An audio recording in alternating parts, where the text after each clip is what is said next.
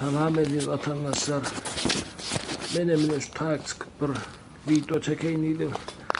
O men şu hükümete karşı ve yaşamadan illa vardı.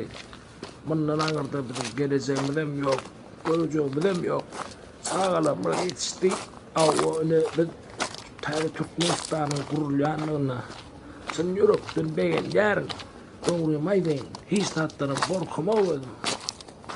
Yurdu bir çıkmadı, kümeye çıktım. Hiç kümeye çıkıp polis yanın depin sırtına.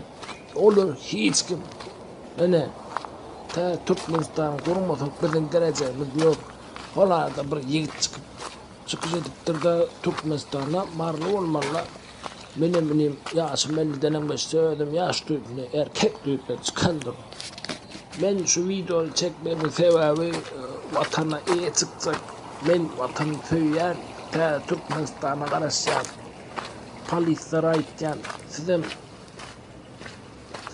aklınızı kuşmalı ailenin gidecek yeriniz yok. Eden bağdanız sağın tazan yok. Haram işler ettiniz. Sağ olun vatandaşlar. Koşulun bizi ta Türkmenistan nesibedeni koruyar.